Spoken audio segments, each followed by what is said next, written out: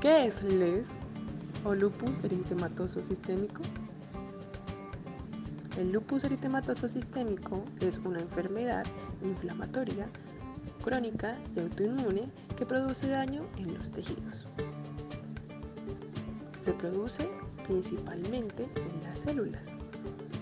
Esta es generada por las adiciones de distintos anticuerpos y complejos inmunitarios a las células.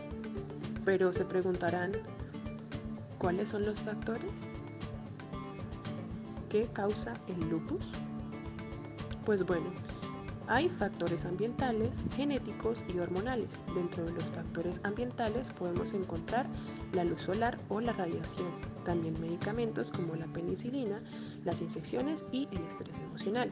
Dentro de la genética está comprobado que ningún tipo de gen se encuentra con este tipo de enfermedad. Sin embargo, si se encuentra en la familia, puede pasarse de generación. Y en cuanto al hormonal, lo podemos encontrar en que la mayoría de personas o mujeres que tienen cantidades de estrógenos altos tienden a tener este tipo de enfermedades.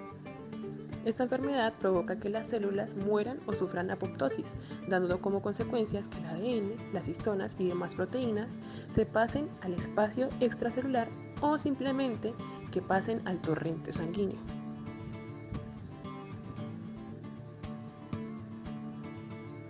Seguido a esto, también podríamos encontrar que no solamente entre las células se produce este tipo de apoptosis, sino que también puede producirse una necrosis, o sea, un daño total a la célula.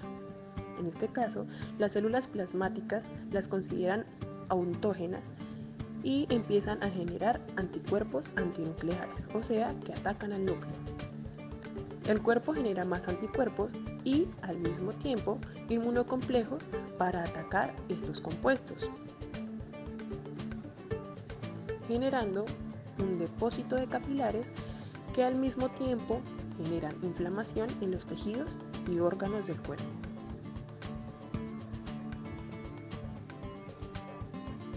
Estas inflamaciones producen manifestaciones. Estas manifestaciones pueden ser 5. La primera es la mucocutánea. Esta se encuentra principalmente en el rostro. Es la fotosensibilidad, las úlceras y las úlceras orales. Se puede expresar con un enrojecimiento entre los pómulos y la nariz. La segunda es la musculoesquelética. En esta se produce artritis, inflamación muscular y miositis. Se produce principalmente en las articulaciones y en los músculos. La tercera es la digestiva. En este caso hay peritonitis, vasculitis con hemorragia y alteraciones de función hepática. En la cuarta es la cardíaca. En este caso hay pericarditis, miocarditis, vasculitis y trombosis. Y finalmente la quinta, la cual se da en la parte renal. Hay hematuria, síndrome nefrítico e hipertensión arterial. También insuficiencia renal. Estos son los factores que hacen que la enfermedad del lupus eritematoso se genere.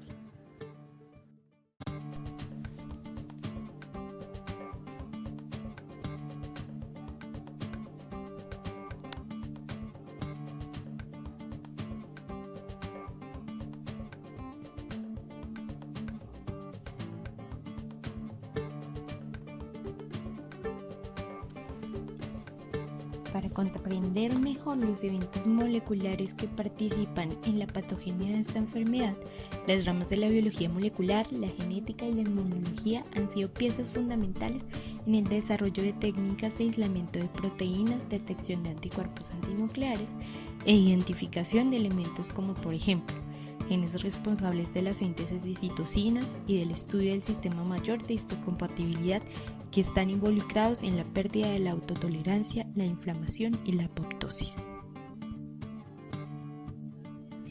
Para ver los genes que se ven involucrados en la manifestación de LES, se tiene que aclarar que aún no se sabe la causa fundamental de la enfermedad, pero sí hay una influencia genética, ya que una persona es susceptible a desarrollar LES cuando hay daño por lo menos en 3 o 4 genes.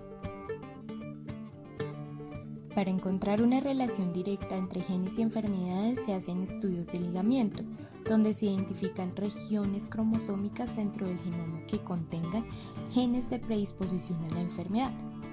Estos estudios se realizan en familias que tengan al menos 2 o más miembros afectados y tienen la capacidad de localizar genes de susceptibilidad sin tener un previo conocimiento de la etiología de esta.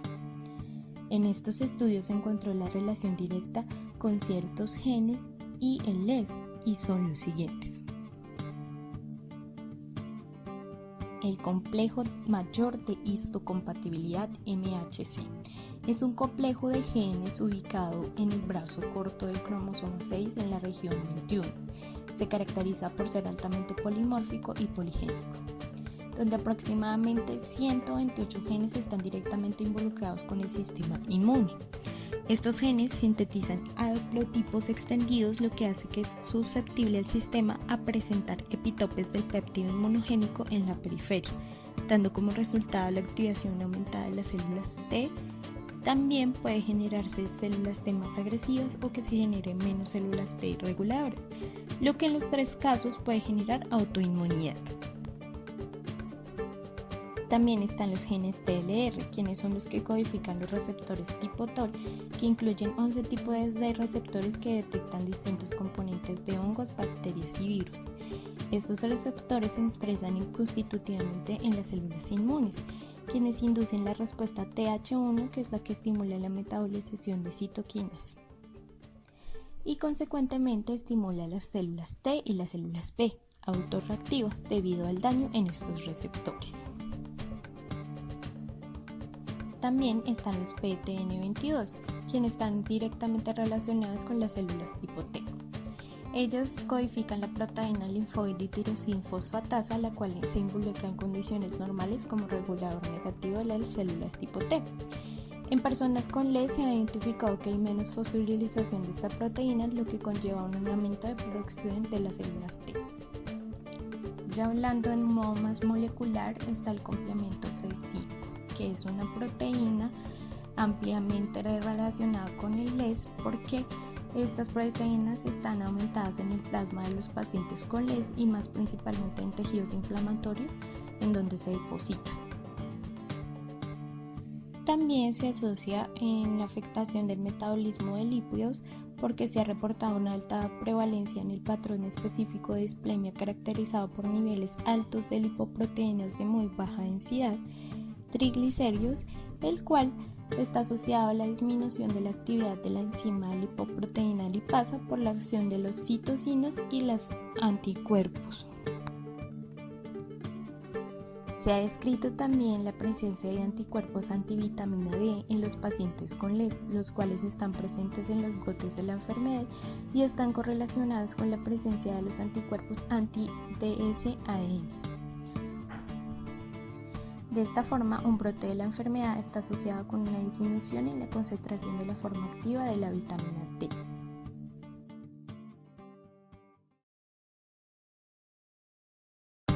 Células y vías de señalización involucradas en el LES. Esta enfermedad tiene unas principales alteraciones funcionales y celulares en el organismo. La primera de ellas es una excesiva actividad de células productoras de anticuerpos de 2 tipos. La primera de ellas son los linfocitos B, los cuales tienen una hiperrespuesta, es decir, una excesiva producción de anticuerpos de diferentes especificidades, asociados a otro tipo de células, los linfocitos T, los cuales tienen una respuesta deficiente. En condiciones de salud, el organismo elimina las células autoinmunes que surgen de los órganos linfoides generativos y periféricos, mediante apoptosis. En esta patología, a falta de la producción de moléculas efectoras como las capsasas, Los linfocitos B y T no desarrollan el proceso de apoptosis, convirtiéndose así en células autoinmunes.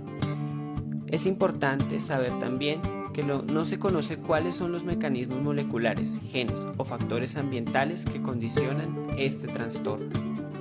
La segunda alteración funcional, denominada producción de anticuerpos, comienza cuando los linfocitos T empiezan la regulación del sistema inmune. El LES está caracterizado por un desbalance entre linfocitos T citotóxicos y linfocitos T colaboradores. Las células en pacientes con LES reconocen a través de sus receptores de células TCR autoantígenos como partículas de ribonucleoproteínas, aumentando así la afinidad de las células B autorreactivas, dando lugar a la producción de anticuerpos. Los mecanismos de activación y regulación de los linfocitos T, como el anteriormente expuesto, se involucran en una cascada de eventos de señalización interna en la que gran número de proteínas tienen un papel relevante, induciendo en algunos casos fosforilación y activación de tirosinas sinasas, lo que conlleva una activación celular con liberación de citocinas y otros factores solubles. Una alteración de estas proteínas involucradas en los eventos de señalización puede dar como resultado la pérdida del mecanismo efector, lo cual significaría un cambio en la activación de la célula.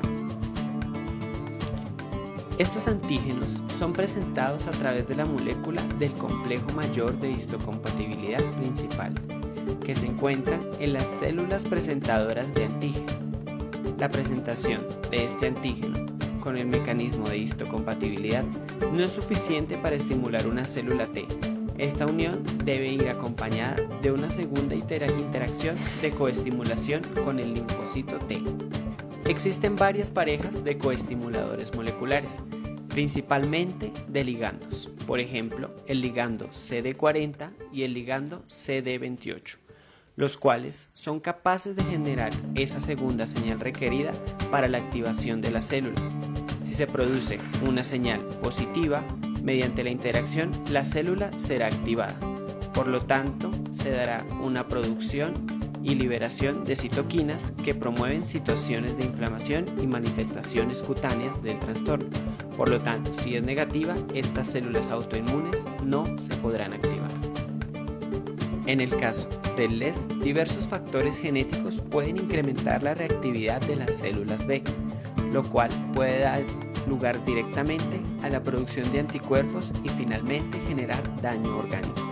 Estos factores también pueden afectar directamente la función de los linfocitos T y de las células productoras de antígeno, así como la producción de citoquinas o la disponibilidad de antígenos endógenos, lo que puede contribuir probablemente a un aumento de susceptibilidad de las células B y dar lugar a la autoinmunidad y finalmente un daño orgánico. Las citocinas, producidas por las células T, estimulan la producción de las células B, activando también la producción de anticuerpos IgG y IgM, que promueven un cambio en la secuencia molecular del anticuerpo secretado, por lo que une fuertemente el antígeno dirigido. Entonces, estos linfocitos T colaboradores hacen posible la producción de anticuerpos de alta afinidad. Esta clase de anticuerpos están íntimamente ligados al daño tisular en el lupus. Finalmente, la activación y regulación de los linfocitos T y B se da en 3 etapas principales. La primera de ellas es mediante la activación celular con liberación de citoquinas y otros factores solubles. Allí se da la unión del complejo TCR con los péptidos asociados, los cuales generan la primera señal citoplasmática para la activación linfocitaria a través de correceptores. Las sinasas de las familias SRC se encuentra unida a otro correceptor, lo cual facilita la fosforilación de los residuos de tirosina y las secuencias de las cadenas heterodímeras. El segundo evento ocurrido con la activación de la cascada MAP-sinasa. Esta cascada inicia tras la fosforilación de la ZAP70 para el reclutamiento de proteínas adaptadoras a LAT, GRB2 y GRAP de células autoinmunes. las cuales reclutan un intercambiador de nucleótidos que cambia GDP por GTP a la proteína RAS, la cual permite la activación de una primera sinasa de señalización de MAP cascada. El tercer evento se da mediante la activación del complejo TCR, en el cual se fosforinan los residuos de LAT por la producción de ZAP70 y la activación de los dos coreceptores o ligandos que tienen una importancia en la actividad celular por su participación en la generación de una señal coestimuladora. Después de esta señal, la regulación negativa de TCR es importante para evitar procesos de anergia. En los linfocitos T, algunas proteínas están encargadas del control de señalización por medio de la ubiquitinación de receptores activos y receptores asociados a las sinasas. La respuesta inmune innata del LES se forma por dos grandes componentes, el componente humoral y el componente celular. El componente humoral de la respuesta infecciosa innata comprende a las proteínas hepáticas de fase aguda, al sistema de complemento y finalmente a sustancias químicas que actúan como mensajeros intercelulares. Por otro lado, el componente celular se forma principalmente por las células mieloides y por los linfocitos NK o natural killer. Comencemos por explicar el componente humoral. Entre las proteínas hepáticas de fase aguda se destacan los receptores de reconocimiento de patrones o PRR. Estos circulan por el torrente sanguíneo. Este tipo de receptores son de naturaleza soluble. Y una vez están unidos a la superficie de los microorganismos, inducen la activación del sistema de complemento. Este sistema está constituido por más de 30 proteínas plasmáticas y de membrana, enzimas y complejos multiproteicos que actúan mediante una cascada de activaciones sucesivas. Una de sus principales funciones, aunque no es la única, es intensificar la respuesta inflamatoria innata. Para ello, sus componentes se adhieren a los microorganismos invasores e inducen la formación de poros en sus membranas, que causan un desequilibrio osmótico. Y finalmente, la lisis del patógeno promueve su fagocitosis por parte de las células del sistema inmunitario innato.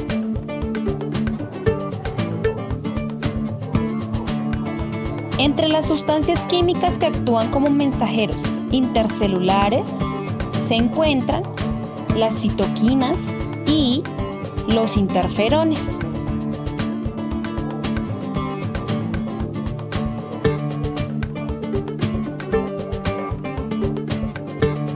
Ambas son proteínas señalizadoras que modulan la respuesta inmune. Esto quiere decir que tienen la capacidad de activar o desactivar diferentes vías de la respuesta inmunitaria. Los linfocitos B son los protagonistas de la respuesta innata humoral. La función que realizan es a través de la respuesta o de la síntesis de anticuerpos o inmunoglobulinas. En el organismo existen millones de linfocitos B, diferenciados a partir de células pluripotenciales. Ahora veamos por último el componente celular. Este abarca los celulares involucrados en la respuesta inmunitaria innata, que son las células mieloides y los linfocitos NK o natural killer. Las células mieloides comprenden los granulocitos, los mastocitos, los monocitos, los macrófagos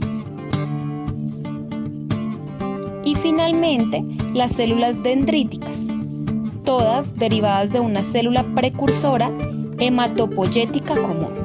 Las funciones de defensa se llevan a cabo a través de diversos mecanismos, entre ellos se encuentra la fagocitosis llevada a cabo por macrófagos y granulitos neutrófilos, y la citotoxicidad celular dependiente de anticuerpos, un proceso que conduce a la eliminación de células infectadas por virus o ciertas células tumorales previamente reconocidas y recubiertas por anticuerpos.